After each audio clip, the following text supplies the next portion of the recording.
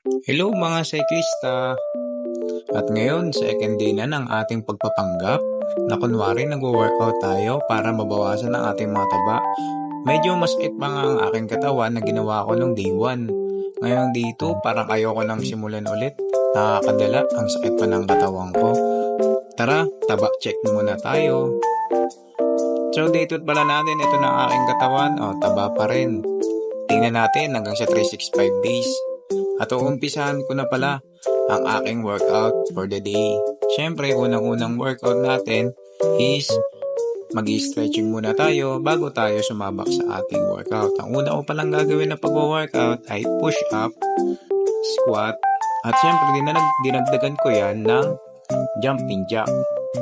Nung nakaraang pala, day 1 ko ay naka 40 push-up ako. Ngayon naman, nakagawa ako ng 60 push-up, nagdagdag lang ako ng 10 repetition.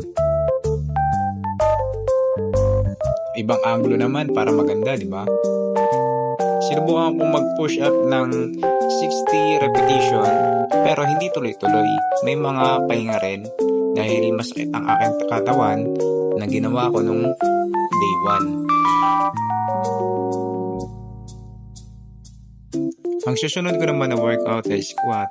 Kung ang push-up natin ay dinagdagan natin ng 10 reps, itong squat ko naman ay dinagdagan ko rin ng 10 reps. Kung 60 nung day 1, 70 naman ngayong day 2. So dinadagdagan ko lang siya. Kung hindi ko naman dadagdagan ng reps, magdadagdag lang ako ng panibagong workout katulad ng jumping jack. Ang timbang ko pala ngayon mga cyclista is 71 kilos. So ang goal natin is 60 kilos. Tama lang daw yun para sa 5'5 na height ko. At ito nga pala ang dinagdag ko sa aking workout for day 2, ang jumping jack. Diba? Kung hindi tayo magdadagdag ng repetition, dadagdag naman tayo ng workout. Ito ang dinagdag ko, ang jumping jacks, pero 30 seconds lang. Siguro day 4 ko, mga 1 minute na. Nakakahilo rin, hindi rin pala talaga biro.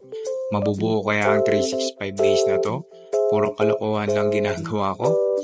Ayun, tara, samahan nyo ako sa aking pagpapanggap mga cyclista.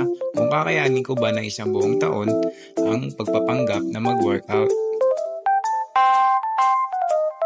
And the last na ginawa ko, syempre, huwag kakalimutang uminom ng tubig kapag katapos mag-workout para din sa ating hydration yan at di tayo ma-dehydrate. At stay healthy lagi mga cyclista, huwag tayo magpapabaya sa ating sarili.